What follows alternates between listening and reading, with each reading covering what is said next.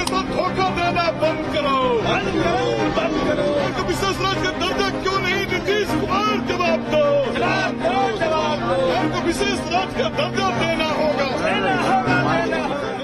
आप विशेष राज्य हमको मत दीजिए, लेकिन ये भी क्यों मांग रहे हैं आप?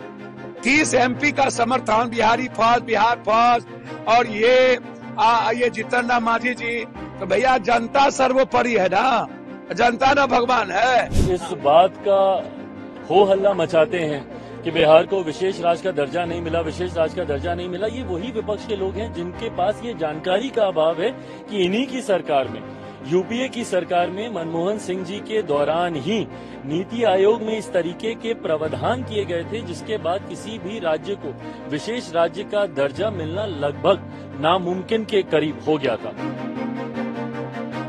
मोदी सरकार 3.0 का पहला बजट आ चुका है। इस बजट में मोदी सरकार के 2 बड़े सहयोगियों यानी चंद्रबाबू नायडू और नीतीश कुमार पर खास मेहरबानी दिखी। बजट में आंध्र प्रदेश और बिहार के लिए खजाने खोल दिए गए। तुरंत चल रहा है। तो आज जितना लोग बोल रहे हैं, आज जब उनकी पार्टी केंद्र में थी, हम तो 10 के बाद से शुरू किए हुए थे। लगातार सब जगह कितना आंदोलन, पटना, दिल्ली, कहाँ नहीं कितना हुआ है, सब आप जानते हैं। और हम लोग कर रहे थे, लोग जितना काम करवाए उसको देखने के लिए आए, हम नहीं कराए। 14 के बाद तो लोग फिर अलग हट गए, तो नहीं कराए, कितनी भी कोशिश किए तो। लेकिन हम इसके लिए लगातार बोलते रहे और इन लोगों को भी हमने कहा। तो अब एक बात हो रहा था, विशेष राज्य का दर्जा पहले से खत्म हो गया है। हम लोगों ने कह दिया कि विशेष राज्य का दर्जा दीजिए या विशेष अधिकार के लिए मदद दीजिए। यहाँ के लिए जो जरूरत है बिहार के लिए, क्योंकि बिहार को भी आगे बढ़ना है। तो बहुत कुछ किया है, आप जानते हैं कैसे पूरा हाल संभालित है। जब हम लोग 5 से शुरू किए हैं, नवंबर 5 में, तो जो इतना काम करते हुए अब जहाँ देखिए ना कितना जगह पर जाने का रास्ता बना है, कितना ज्यादा स्कूल बना है, कितना एक नए चीजों का निर्माण हुआ है। अब पटना का ही देखिए ना, शाम के बाद कोई बाहर निकलने के लिए जाता था, आज भी सुनिए ना, सब कुछ किया गया। तो हम लोगों ने शुरू से कह दिया था ये या बिहार को विशेष तौर पर मदद करिए इसके लिए। अब उसी में उन लोगों ने कई चीजों का मदद करने का घोषणा कर दिया। तो कहना था कि भाई असल चीज है कि हम लोगों को जो हम लोग इतना काम कर रहे हैं, तो उसमें अगर केंद्र से बहुत सारे चीजों में और ज्यादा अतिरिक्त मदद मिलेगा तो फायदा होगा। अभी तो हो ही रहा है, इसके बिना मतलब करोगे। विशेष राज्य का दर्जा जो मांग रहे राज्य का दर्जा का मांग अब खत्म होगा या आगे कंटिन्यू करेगा?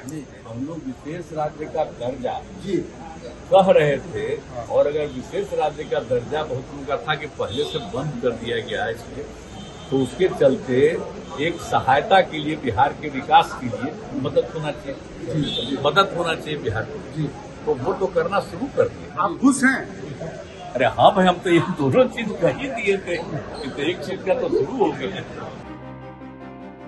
बिहार के लिए कई घोषणाएं हुई जिसमें 4 एक्सप्रेसवे का निर्माण भी शामिल। इसके बावजूद बिहार के पूर्णिया से निर्दलीय सांसद पप्पू यादव बजट से खासा खफा हैं।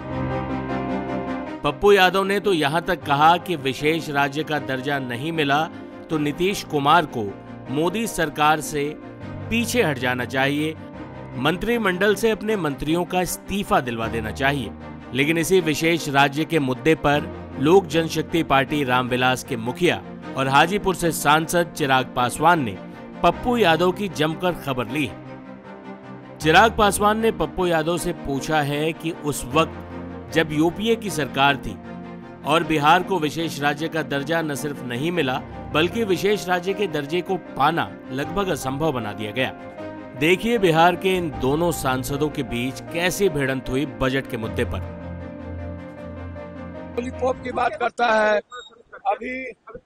अभी तो हमेशा लॉलीपॉप की बात करता है। अभी कह रहा है कि हम 4 करोड़ नौकरी देंगे, ये देंगे, तो 10 साल में कई ठो नौकरी दी। और बिहार के पलायन का क्या हुआ? एक यूनिवर्सिटी आप पटना यूनिवर्सिटी नहीं बना पाए। 19 साल में आपने एक बार भी, इसके पहले भी डबल इंजन की सरकार थी, दोनों किंग मेकर रहे हैं। आज नीतीश कुमार जी किंग मेकर हैं। तो आपको विशेष पैकेज भी नहीं दिया। अभी आप बजट में कह रहे थे कोसी जो सरकार मांगेगी कोसी सीमांचल के बाढ़ के लिए, तो सरकार क्या मांगेगी? ये डिमांड तो हमारा है ही, हाई डैम को आप दीजिए, एयरपोर्ट पर दीजिए। ये डिमांड है कि जितनी बंद पड़ी फैक्ट्रियां उस पर आप दीजिए। मगध में पानी के सवाल को लेकर के है, बाढ़ से मुक्ति को सवाल के लेकर के है। तो अब आप कह रहे हैं कि आप विशेष राज हमको मत दीजिए, लेकिन ये भी क्यों मांग रहे हैं आप? 30 MP का समर्थन, बिहारी फर्स्ट, बिहार फर्स्ट, और ये जीतन राम मांझी जी, तो भैया जनता सर्वोपरि है ना, जनता ना भगवान है। 2.25 करोड़ आदमी पलायन करके मजदूरी करता है, 40,000 करोड़ रुपया पढ़ने के लिए बाहर खर्चा देता है। तो बिहार इंडेक्स में दुनिया का सबसे अब कब? अब गुजरात को और दीजिएगा? किसको दीजिएगा? कहाँ दीजिएगा? आप अभी 15,000 करोड़ रुपया की बात किए तो बहुत क्लियर है। विशेष पैकेज, विशेष राज के लिए भीख मत मांगिए, आप मंत्रिमंडल से हट जाइए। 26,000 करोड़ अभी एक्सप्रेस वे के लिए भैया एक तो पटना पूर्णिया ही तो आप देखिए, आप एक एक्सप्रेस वे और जगह आप क्या दे रहे हैं? आप एक तो वैशाली, एक तो आप यहाँ दे रहे हैं। तो भैया आप विशेष राज की बात करिए ना, और आप विशेष पैकेज की बात करिए ना। एक केंद्रीय विश्वविद्यालय नहीं और एक भी कुछ नहीं, तो आप सवाल उठता है कि आप समर्थन वापस मत लीजिए, लेकिन मंत्रिमंडल से हट जाइए। नीतीश बाबू गंभीर आदमी है। इस बात का हो हल्ला मचाते हैं कि बिहार को विशेष राज्य का दर्जा नहीं मिला, विशेष राज्य का दर्जा नहीं मिला। ये वही विपक्ष के लोग हैं जिनके पास ये जानकारी का अभाव है कि इन्हीं की सरकार में, यूपीए की सरकार में मनमोहन सिंह जी के दौरान ही नीति आयोग में इस तरीके के प्रावधान किए गए थे जिसके बाद किसी भी राज्य को विशेष राज्य का दर्जा मिलना लगभग नामुमकिन के करीब हो गया था। बहरहाल हम लोग की मांग रही थी कि जब तक विशेष राज्य के दर्जे का दर्जा हम लोग को नहीं मिलता, स्पेशल पैकेजेस हम लोग को दिए जाएं। मैं धन्यवाद करूंगा मेरे प्रधानमंत्री आदरणीय नरेंद्र मोदी जी का, मैं धन्यवाद करूंगा हमारी वित्त मंत्री आदरणीय निर्मला सीतारमण जी का कि उन्होंने बिहार को जिस तरीके से स्पेशल पैकेजेस देकर, और मेरे लिए बिहारी होने के नाते खुशी की बात है, और मेरी पार्टी लोक जनशक्ति पार्टी रामविलास ने हमेशा बिहार फर्स्ट, बिहारी फर्स्ट के विजन के साथ आगे बढ़ने का काम किया है। इस बजट में बिहार फर्स्ट, बिहारी फर्स्ट को भी धरातल पर उतारने के प्रावधान दिए गए हैं।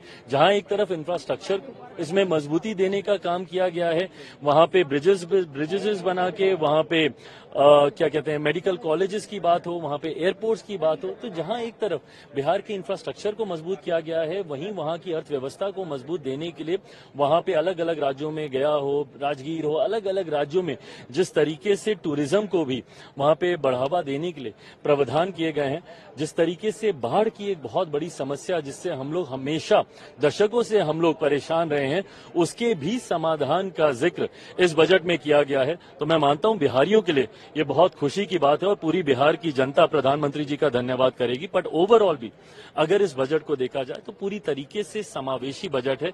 पिछले 10 सालों में भारत की अर्थव्यवस्था, एक मजबूत अर्थव्यवस्था का लाभ हमारे समाज के हर वर्ग को मिले, युवाओं को मिले, महिलाओं को मिले, किसानों को मिले, मध्य वर्ग के लोगों को मिले, इस बात का ध्यान भी इस बजट में रखा गया है। मैं मानता हूं कि एक बजट, ऐसा बजट जो युवाओं से जुड़ी सबसे बड़ी समस्या बेरोजगारी का भी जिक्र करता है।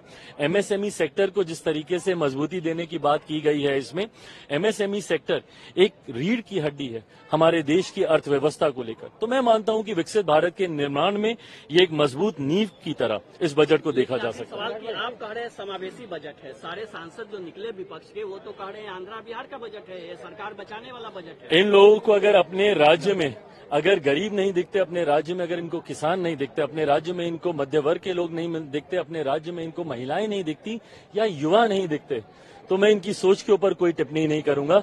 जब इन हर इस वर्ग का जिक्र किया गया तो इस वर्ग से आने वाले हर व्यक्ति, भले वो किसी भी राज्य में रहता हो, उसकी सुविधा का जिक्र किया गया। जब आम आदमी की आमदनी को बढ़ाने का बचाव को, जो वो बचत करता है, उसको बढ़ाने का जिक्र किया, तो ये हर राज्य के व्यक्ति का जिक्र किया गया। पर अगर इसमें उनको उनके राज्य का जिक्र नहीं दिखता तो ये उनकी सोच हो सकती है।